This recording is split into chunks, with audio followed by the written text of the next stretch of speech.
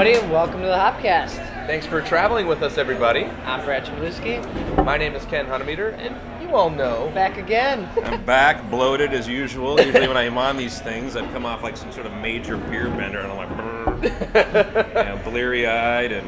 Yeah, but Mr. Shaun O'Sullivan, everybody, from 21st Amendment. We are actually, this time, we're at your place. Last time you joined us in Chicago. At your place? At his place. Yeah, your place. We are now at my place. Yes. Okay. His place of business, now your place of business. Okay. And so yeah, we got a chance to take a look around here at the 21A and sample some of your lovely beers. That awesome. You know, because it's frankly, it pisses us off because we can't get the cans.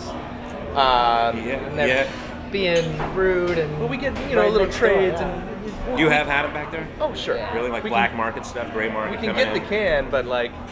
Then coming here and having it straight off the tap. Yeah. That's where it's at. So it's been lovely. I'm drinking a little bit of your red right now. Yeah, North Star Red, American style red.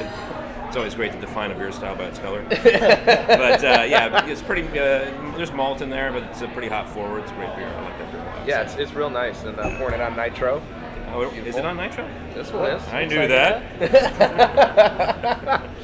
I've got the Bitter American.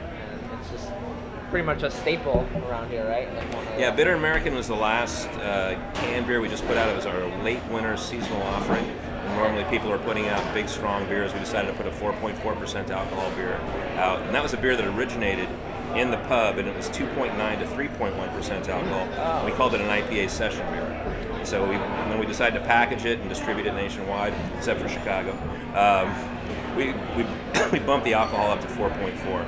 And for like shelf life yeah, purposes? you know, I think I was like thinking to myself, I said, I'm looking at the big beer wall, and if I see 3.9 or 2.9 to 3.1, I don't know if I'm going to buy that. So just give them a little bit more. I could see that being more successful in a pub. You'd be like, yeah, man, I got to get around later. I'm going to go for that 3%. Well, that's what happened here, and that's why we decided Canada. It just became like, and it's gone like. It's selling like hotcakes. I mean, it's unbelievable. I mean, people are really getting into it. We kind of did a limited supply, sort of a scarcity kind of idea. I just gave them a little bit and pulled it back. You know, like your first heroin experience, maybe. Right, The first one was free. You get a taste. And so but it'll be back. It'll definitely be back. And so you're still doing all the canning out in Cold Springs, Minnesota. That's right. As far as the brewery is concerned here, what size are you at? Like what? How many? Well, the brewery here in that little closet right there is 12 barrels, very small, very small. And when Nico and I, you guys had a chance to look around when Nico and I were thinking about putting this place together.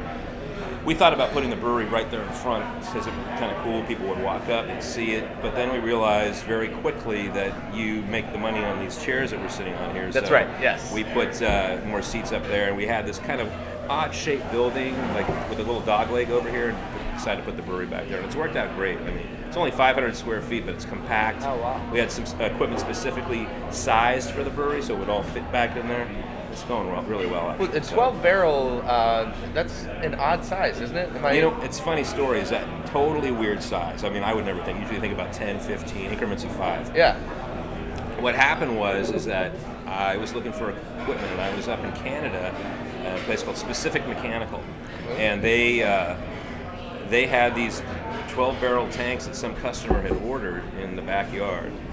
In their kind of boneyard, and I said, all right, they're brand new tanks, and this customer didn't take them, so they had them, and I said, I'm going to build a whole brewery around them. So it worked out really well. Got the tanks a little bit cheaper, and then did some modifications on some of the tanks that we're using for serving tanks, so they could fit back in the room there, and it worked out really well.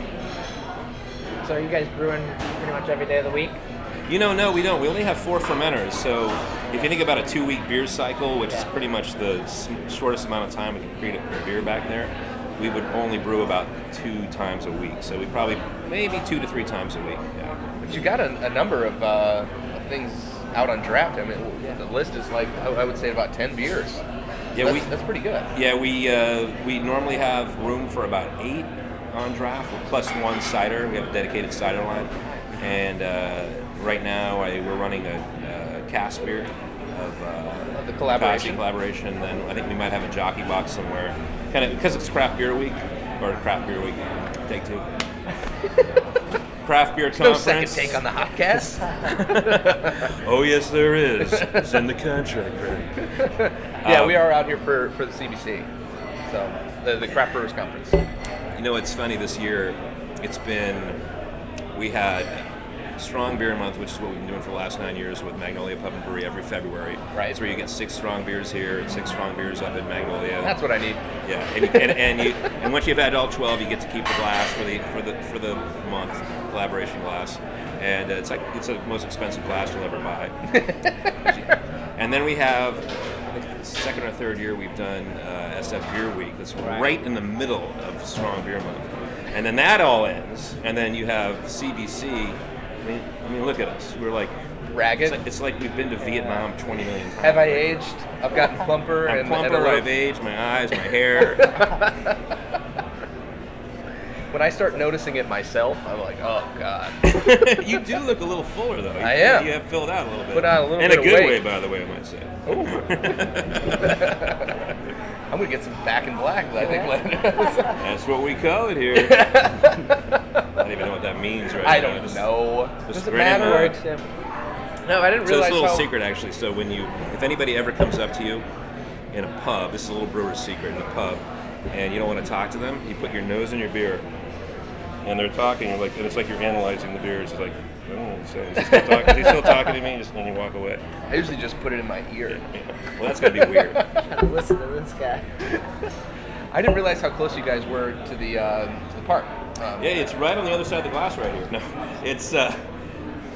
You're actually in McCovey Cove. I've had no sleep. I just want to. We're in. Yeah, that's right. We're 2 blocks away from the Giants ballpark. Yeah, you walk out, you can see right where the Right Giants there. play. It's supposed to be one of the nicest ballparks. Beautiful park. If you have an opportunity to take a walk around there, I mean, we had the World Series here. It was absolutely phenomenal. Just that's right. It was. You were kind of glad when it ended because the whole restaurant needed to relax and breathe. Yeah, I bet. Yeah, it was an amazing time. But there was one thing I was disappointed when I walked in. There was no B-Rad IPA on draft. Yeah, I didn't what happened? see that. That's right. That's your own little personal campaign still, isn't it? B-Rad IPA. We actually... New Brew Thursday made us up a nice can. I already had the labels. We hold it approved right them here. for you. Pretend like it's right here. Everybody hold it up and you can Photoshop it in. We actually knew you were coming, and we sold so much of it, we pulled it back because we're concerned of legal action. So don't worry about it. We'll talk to your lawyers about it. It's on every other time except for when we're here. Yeah. Exactly. That's what I like to. I'll just put that in my mind right there. So, any plans of expansion as far as distribution is concerned?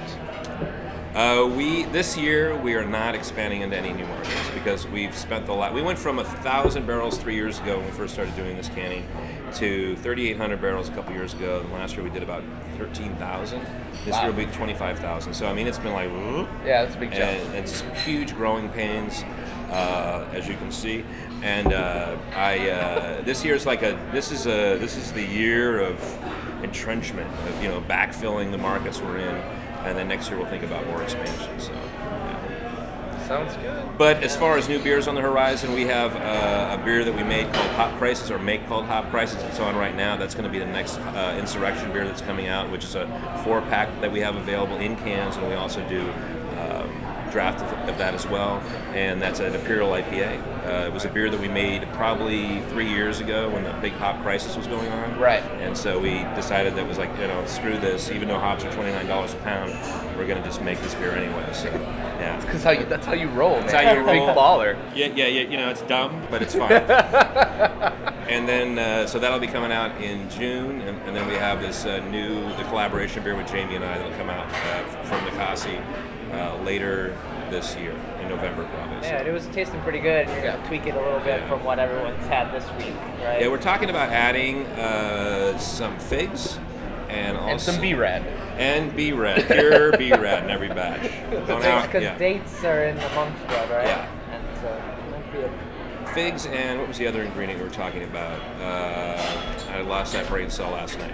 Well, are you guys enjoying your time here? I mean, yeah, you're out here. You're Chicago. I was in the Midwest. It was snowing. It was miserable. Well, the weather has been kind of bad, but here. The bright spot is it's worse in Chicago. Yeah. So at least we can kind of like rub it in their faces a little bit. I mean, we're getting poured on, but at least we're not getting snowed on. But yeah, we've drove around and kind of caught the city a little bit. We're going to do a little bit more as time goes by, check out the wharf and that kind of stuff. But it seems like a really nice town, easily accessible just by foot. Yeah. It's kind of a small little pocket here. Yeah, you're just on like a little island. Almost, Yeah, kind of. right. What, it's 8 miles from end to end? 7 by 7. 7 by 7, okay. So it's pretty good. We're missing our last year for the Craft Brewers Conference was in Chicago, so that was on our home turf. We were able to get around everywhere on bikes, and we're kind of missing our bikes. You can rent bikes. We should rent some bikes for a day and do a whole, that way we beer can hit tour. like everything. Yeah. But we have these hills here, though. So I know. Yeah, like I'm gonna just hold on to one of the cable cars, like in that Puck from the Real World. Puck from the Real World. That was like 20 years ago. Jesus, this 25. I think you're in the 25th season there, Mr. Shaun O'Sullivan. Everybody's like, what the hell is he talking about? Puck, good God. He's going to talk about Lost in Space and the original I did Star just Trek make a Puck reference. I can't believe it. It's not really where I thought my afternoon was going, but what are you going to do? Things are good. Food looks great over here. Food is incredible. Yeah. Unbelievable. I mean, it's all sort of, I hate to use the phrase upscale pub food, but it's, it's your standards. It's, salads, soups, chili, pizzas, daily pasta specials, daily fish specials, steaks, pork chops. I'm just going to recite the menu right now. But We saw some Illinois brewers there eating a meatloaf sandwich. That looked pretty tasty. Always nice to see the familiar faces, the Illinois brewers, when you're walking around. Well, what's great about the CBC event is that it's the gathering of the tribe. In any event, even Great American Beer Festival, really this festival or this conference in general, because people, you see that you don't see them all the time, then you see them all in one spot. Yeah. And it's like everybody gets under the big tent. And what I love about this industry is that, there's conferences that come in all the time. But I mean, look, we're in the freaking beer business, guys. I mean, can you imagine, if you go to an accounting, conference? I mean, not to put down the accountants out there, but why not? They hand you a calculator when you walk in. We get beer. Exactly. What's great about these things is that we go to these things, these conferences, these panel discussions. We go to the trade show, and the whole time we're required to drink beer and go out that night and kill ourselves and get up and do it again. I mean, I'm going to be dead in a year, but man, that's fun. Yeah. It's really weird walking into the big Hilton in town, and there's just people drinking beer all over the lobby. Yeah. The lobby is just filled with people. If you were just a random person walking in, what the hell would you think was going on? I think that there was a party or something. And everywhere you go, there's just free beer being just given to you, and you're I guess I can do that. All right. And no ties. No ties. No, not a lot of ties. No Jamie, ties, be quiet. Except for Garrett Oliver. Garrett the blazer is allowed to wear the tie. Yeah, and the briefcase. He's a handsome man and pulls it off well. And if I wore a tie, I used to wear a tie, by the way. A bow tie? Not a bow tie, but I used to work in the legal business at a New York law firm that was in Los Angeles, and I wore a suit and tie every day to work. And I don't do that anymore, and that's what got me out of it. Why is there there's a lot of stories like that with either lawyers or architects, and they give up all the fortune and just become brewers. I just saw it as a soulless career, not to put down lawyers, by the way, and I decided to wreck my life in another way. The more fun way. The more fun way, yeah. Well, it's been a pleasure to see you again, and also to actually finally see the place. Right. Can you just face the beer here, please? Label out. Product placement. I don't know what you were thinking. You brought a unbranded glass with you. I don't know what I was thinking either, but apparently I'm not. Been drinking. Makes sense. It's going to be a long week. You guys, thanks for coming to San Francisco. Yeah. Really. And please come back. Yeah. Cheers. Thanks for having us. Cheers. Nice to see you as always, and thank you guys for watching the Hopcast. Absolutely. We'll see you next time on the Hopcast.